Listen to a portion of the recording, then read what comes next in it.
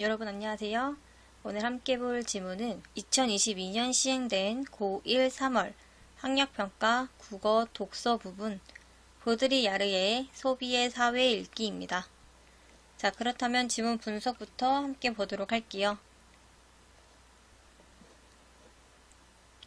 첫 번째 문단으로 가면 마르크스는 사물의 경제적 가치를 사용 가치와 교환 가치로 구분하면서 자본주의 사회에서는 경제적 가치가 교환 가치에 의해 결정된다고 보았다.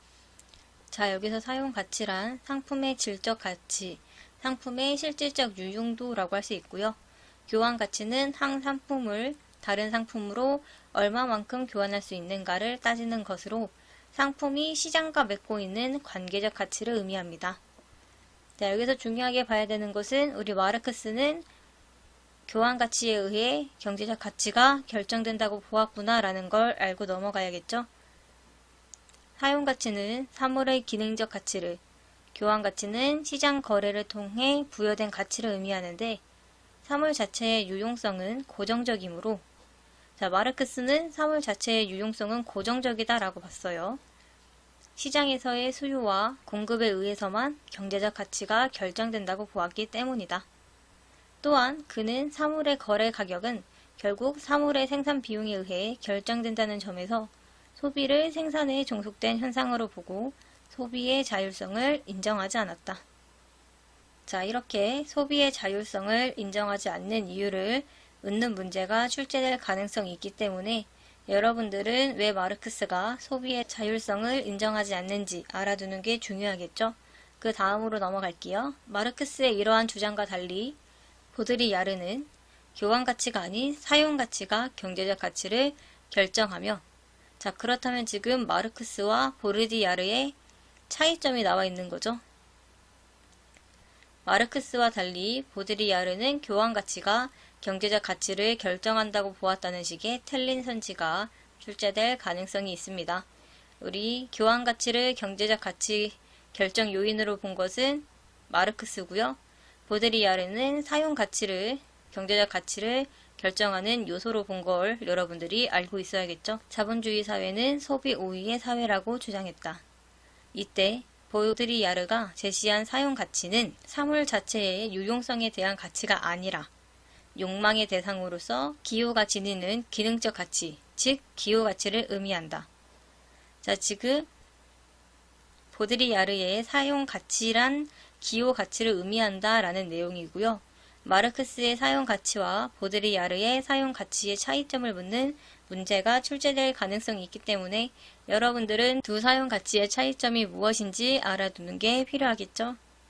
그 다음 문단으로 가면 기호는 어떤 대상을 지시하는 상징으로서 문자나 음성같이 감각으로 지각되는 기표와 자, 일단 감각으로 지각될 수 있다고 했으니까 우리 기표는 구체성을 지닌다는 거 여러분들이 알아둬야 하고요.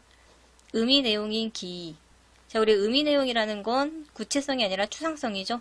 그래서 추상성을 지니는 기라는 것도 알아놔야겠죠. 그래서 우리 기호라는 건 기표와 기로 구성되는데 기표와 기의 관계는 자의적이다. 가령 남성이란 문자는 필연적으로 어떤 대상을 지시하는 것이 아니며 여성이란 기호와의 관계 속에서 의미 내용이 결정된다. 다시 말해 어떤 기호의 의미 내용을 결정하는 것은 기표와 기의 관계가 아니라 기호들 간의 관계, 즉 기호 체계이다. 자, 지금 우리 기호 체계에 의해서 기호의 의미 내용이 결정된다라는 내용이고요.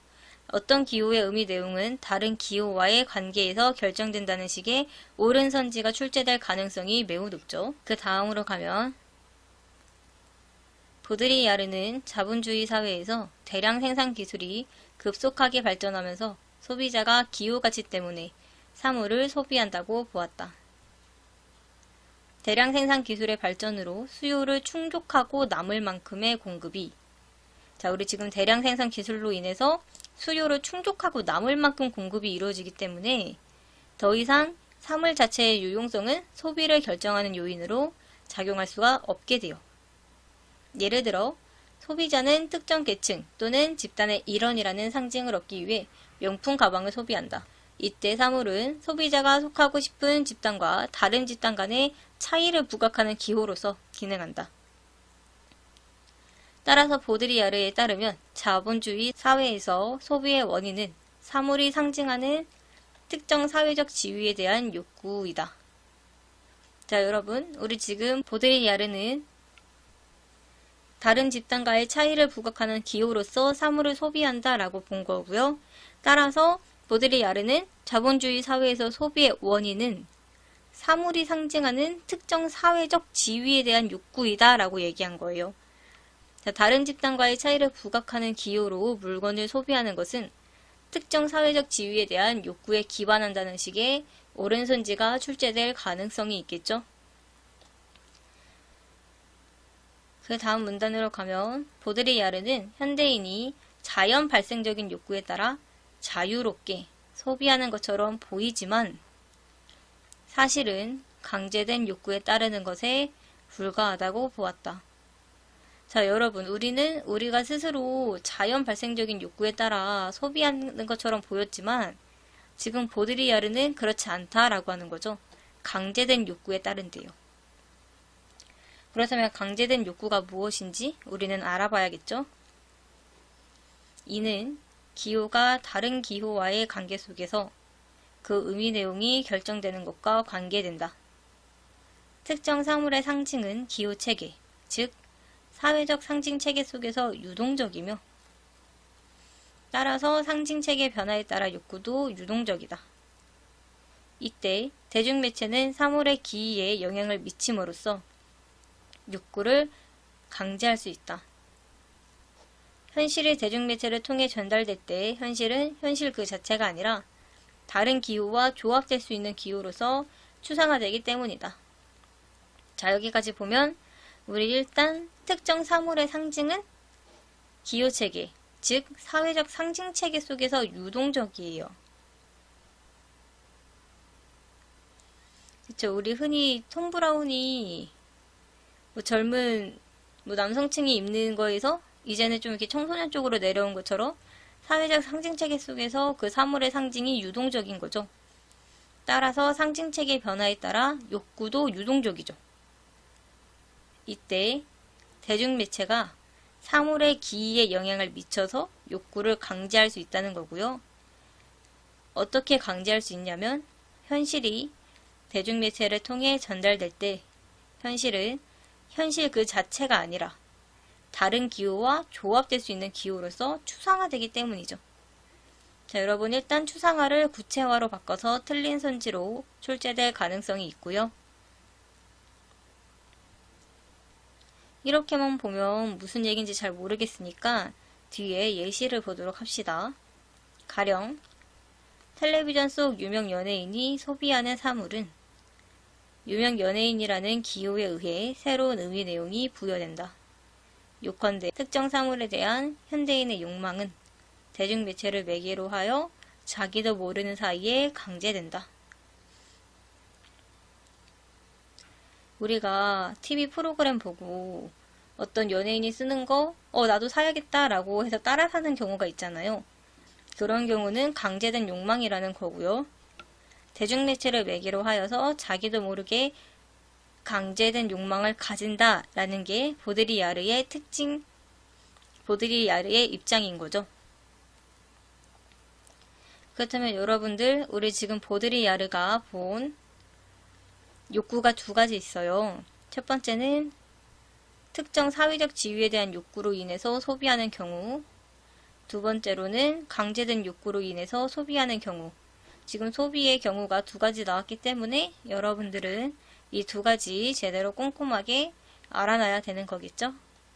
마지막 문단으로 갈게요. 자, 보드리아르는 기술 문명이 초래한 사물의 풍요 속에서 현대인의 일상생활이 사물의 기호 가치와 이에 대한 소비에 의해 규정된다고 보고 자본주의 사회를 소비사회로 명명하였다. 그의 이론은 소비가 인간에 미치는 영향을 비판적으로 성찰해야 한다는 점을 시사한다. 자, 그의 이론은 시사한다까지는 보드리아르의 이론이 주는 의 부분이라고 봐도 되고요. 여러분들이 이 글에서 중요하게 알아놔야 되는 경우는 소비가 일어나는 두 가지 경우죠. 특정 사회적 지위에 대한 욕구로 다른 집단 간의 차이를 부각하기 위한 기호로 사물을 소비하는 경우, 강제된 욕구로 인해서 사물을 소비하는 경우, 이 두 가지 경우를 여러분들이 잘 알아놓으면 다음에 다른 문제에 적용할 때 좀 더 쉽게 적용할 수 있을 것 같아요. 그리고 마르크스와 보드리아르의 차이점 어떤 게 드러났었는지 여러분들이 따로 정리해두면 더 좋겠죠? 자, 그러면 우리는 문제 3, 4개 정도 보고 영상 마무리하도록 할게요. 자, 우리가 먼저 볼 문제는 6번 문제입니다. 6번 풀어볼 시간 줄 테니 한번 풀어보도록 합시다.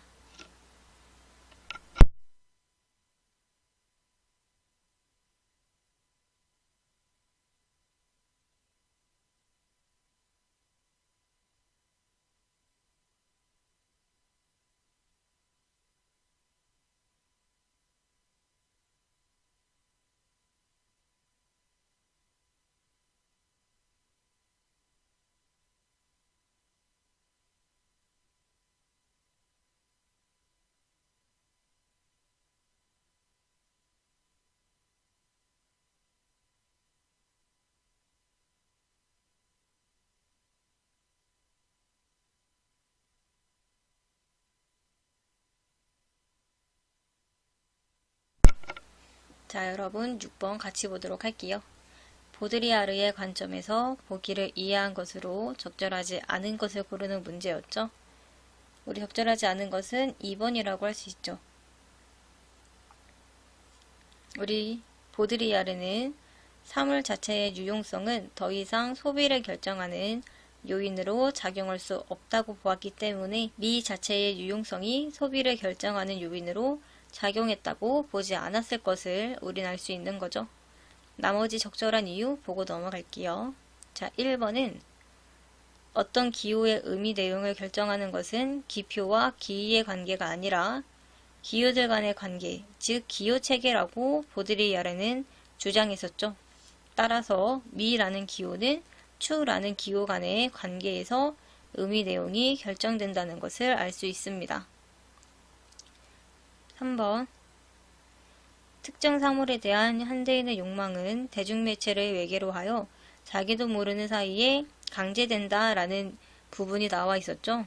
따라서 3번 특정 연예인의 그 상품을 따라 사는 것은 우리 현대인들의 강제된 욕구를 보여준다고 할 수 있습니다.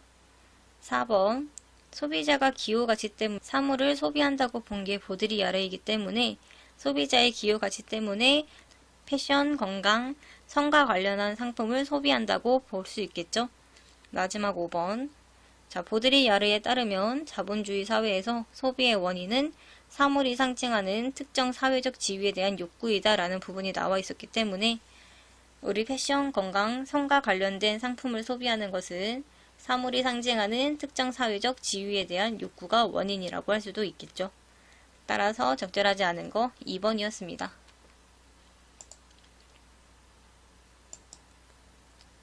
다음 문제는 7번 문제 보도록 할게요. 자, 7번 풀어볼 시간 줄 테니 한번 풀어보도록 합시다.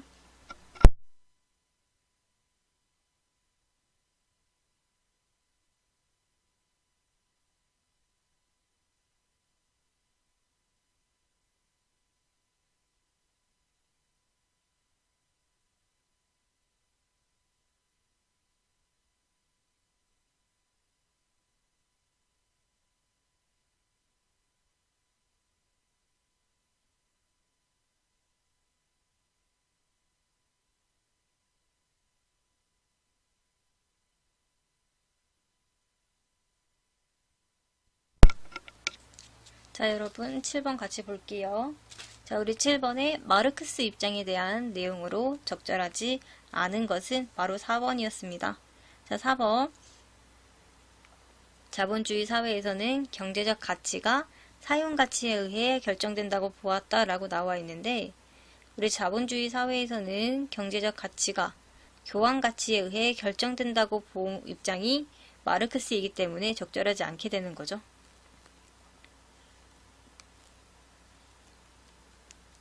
나머지 적절한 이유 보고 넘어갈게요. 1번. 사물 자체의 유용성은 고정적이라고 마르크스는 보았기 때문에 적절하고요. 2번. 사물의 거래 가격은 결국 사물의 생산 비용에 의해 결정된다는 점에서 소비를 생산에 종속된 현상으로 본 게 마르크스이기 때문에 적절하죠. 3번. 마르크스는 사물의 경제적 가치를 사용가치와 교환가치로 구분했기 때문에 적절하게 되고요. 5번. 소비의 자율성을 인정하지 않았다고 한 것이 마르크스이기 때문에 적절하게 되죠.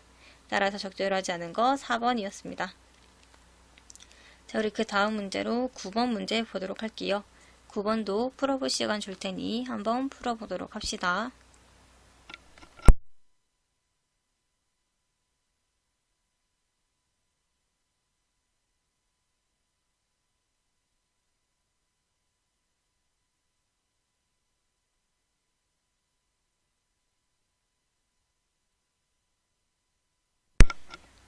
자, 여러분 9번 보도록 하겠습니다.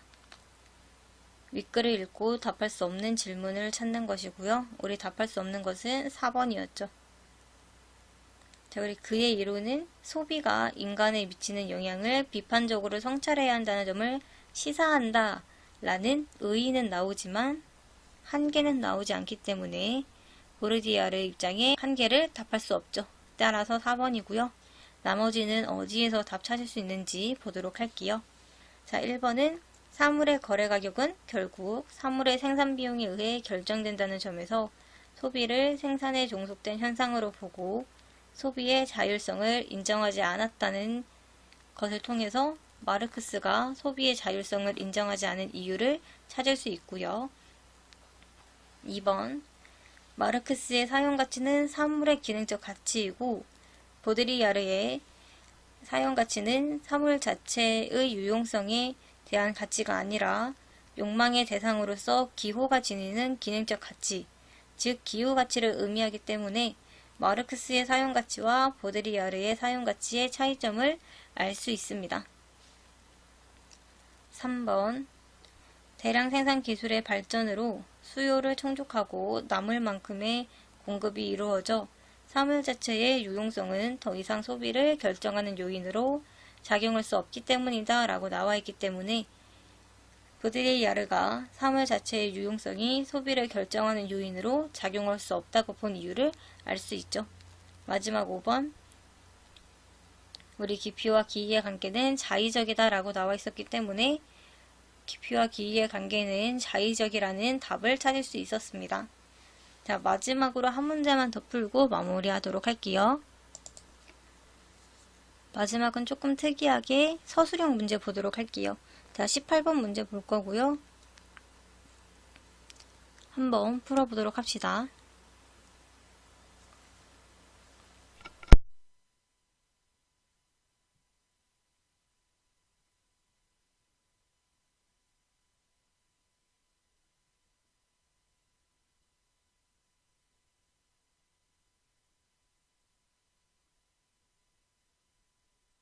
자, 여러분 18번 다 적어 보았나요?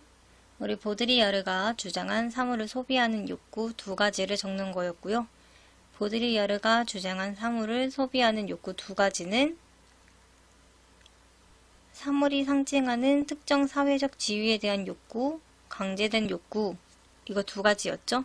따라서 여러분들은 저 조건에 맞춰서 사회적 지위에 대한 욕구, 강제된 욕구를 쓰면 됩니다. 자, 이것으로 오늘 영상은 마무리하도록 하고요. 오늘 본 이 모든 자료는 나무 아카데미에서 활용할 수 있습니다. 또한 다른 자료들도 더 많으니까 여러분들이 한번 들려주면 좋을 것 같아요. 그리고 문의사항이 있는 경우는 유튜브 댓글로 달아주면 되겠습니다. 그렇다면 우리는 다음에 또 다른 독서 지문으로 만나도록 할게요. 네.